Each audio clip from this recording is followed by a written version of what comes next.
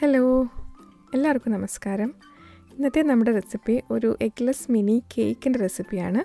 അപ്പോൾ ഈ കേക്ക് നമ്മൾ ഉണ്ണിയപ്പത്തിൻ്റെ പാനിലാണ് ഉണ്ടാക്കുന്നത്. അപ്പോൾ എഗ്ലെസ് ആണെങ്കിലും വളരെ സ്പോഞ്ചി ആയിട്ടുള്ളൊരു കേക്കാണിത്. വളരെ സിമ്പിളായിട്ട് നമുക്ക് ഉണ്ടാക്കിയെടുക്കാൻ പറ്റും. നമുക്കിത് എങ്ങനെ ഉണ്ടാക്കുന്നത് നോക്കാം. അപ്പോൾ നമ്മുടെ മിനി കേക്ക് ബോൾസ് ഉണ്ടാക്കാൻ വേണ്ടിയിട്ട് ഞാനൊരു ബൗളിൽ ആദ്യം തന്നെ 1/2 കപ്പ് ഓയിൽ എടുക്കുന്നുണ്ട്. അതിൻ്റെ കൂടെ തന്നെ 1/2 കപ്പ് തൈര് കൂടെ ചേർക്കുന്നുണ്ട്. ഇതിൻ്റെ കൂടെ തന്നെ 1/2 ടീസ്പൂൺ വാനില എസൻസും പിന്നെ ഒരു 1/4 ടീസ്പൂൺ ലൈം ജ്യൂസും കൂടെ ചേർക്കുന്നുണ്ട്. പിന്നെ ഒരു നുള്ള് ഉപ്പ്. അപ്പോൾ ഉപ്പ് കൂടി പോകരുത്, ഒരു നുള്ള് മതിയാവും. ഇതെല്ലാം ചേർത്തതിന് ശേഷം നമുക്കൊരു വിസ്ക് വെച്ചിട്ട് നല്ലപോലെ ഒന്ന് മിക്സ് ചെയ്തെടുക്കാം. അപ്പോൾ ഈ നമ്മുടെ തൈരും ഓയിലും എല്ലാം കൂടെ നല്ലപോലെ ഒന്ന് ബ്ലെൻഡായിട്ട് വരണം. മിക്സ് ചെയ്യുമ്പോൾ ഒരു 1-2 മിനിറ്റ് നമ്മൾ ഈ വിസ്ക് വെച്ചിട്ട് നല്ലപോലെ ഒന്ന് ബീറ്റ് ചെയ്തെടുക്കണം. ഇപ്പോൾ നല്ലപോലെ മിക്സായി വന്നിട്ടുണ്ട്.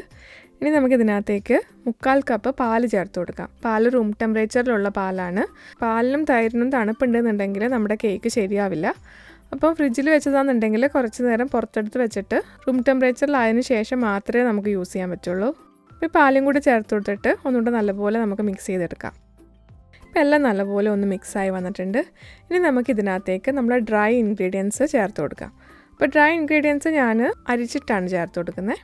അപ്പോൾ അതിന് വേണ്ടിയിട്ട് ഞാനൊരു അരിപ്പ എടുത്തിട്ടുണ്ട്. ഇനി ഇതിനകത്തേക്ക് 1 കപ്പ് മൈദപ്പൊടി ചേർത്ത് കൊടുക്കാം. 1/4 കപ്പ് പ്ലസ് 2 ടേബിൾ സ്പൂൺ പഞ്ചസാര പൊടിച്ചത്. നല്ല മധുരം ഇഷ്ടമുള്ള ആൾക്കാർക്ക് 1 കപ്പ് തന്നെ ചേർത്ത് കൊടുക്കാം.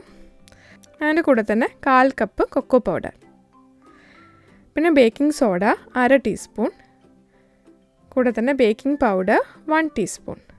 അപ്പോൾ നമ്മൾ എഗ്ലെസ് ആയതുകൊണ്ട് കുറച്ചധികം വേണ്ടി വരും ബേക്കിംഗ് സോഡയും ബേക്കിംഗ് പൗഡറും. ഇതെല്ലാം ചേർത്തിട്ട് നല്ലപോലെ ഒന്ന് അരിച്ച് ചേർത്ത് കൊടുക്കാം. അപ്പോൾ എല്ലാം നല്ലപോലെ അരിച്ചെടുത്തിട്ടുണ്ട്. ഇനി നമുക്കിതൊന്ന് വിസ്ക് കൊണ്ട് തന്നെ മിക്സ് ചെയ്തെടുക്കാം.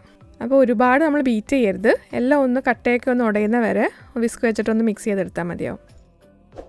ഇപ്പോൾ കണ്ടോ, ഈ ഒരു പാകത്തിലാണ് നമുക്ക് വേണ്ടത്.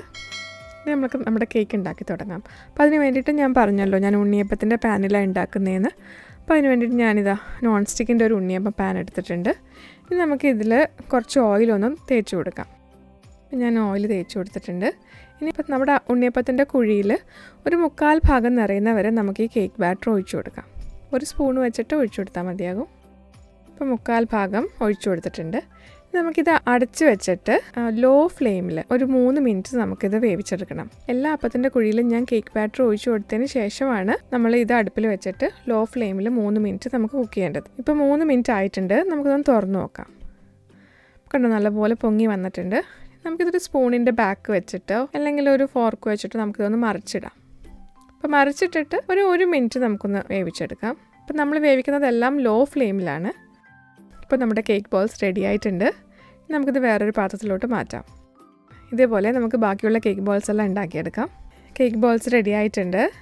വളരെ സിമ്പിളായിട്ടുള്ള ഒരു റെസിപ്പിയാണിത്. കുട്ടികൾക്കൊക്കെ വളരെ ഇഷ്ടപ്പെടും. അപ്പോൾ നമ്മൾ അപ്പത്തിൻ്റെ പാനിലാണ് ഉണ്ടാക്കുന്നതെങ്കിലും വളരെ സോഫ്റ്റ് ആയിട്ടുള്ളൊരു കേക്കായിട്ട് നമുക്കിത് കിട്ടും. ഇത് കണ്ടോ, ഞാൻ പൊട്ടിച്ച് കാണിച്ചു തരാം. അതിൻ്റെ ടെക്സ്ചർ കണ്ടോ, നല്ല സോഫ്റ്റ് ആയിട്ടുള്ള സ്പോഞ്ചിയാണ്. അപ്പോൾ ഞാനിതിപ്പോൾ വീഡിയോയിൽ ഡിസ്പ്ലേ കാണിച്ചിരിക്കുന്നത് റെഡിമെയ്ഡ് ആയിട്ടുള്ള ചോക്ലേറ്റ് സോസ് ഇട്ടിട്ടാണ്. ഇന്നത്തെ റെസിപ്പി എല്ലാവരും ഒന്ന് ട്രൈ ചെയ്ത് നോക്കണം. ഇന്നത്തെ റെസിപ്പി ഇഷ്ടപ്പെടുവാണെങ്കിൽ ലൈക്ക് ചെയ്യാനും ഷെയർ ചെയ്യാനും മറക്കരുത്. പിന്നെ നമ്മുടെ ചാനൽ ഇതുവരെ സബ്സ്ക്രൈബ് ചെയ്തിട്ടില്ല എന്നുണ്ടെങ്കിൽ പ്ലീസ് സബ്സ്ക്രൈബ് ചെയ്യുക. ഇനി നമുക്ക് അടുത്ത വീഡിയോയിൽ കാണാം. Thanks for watching.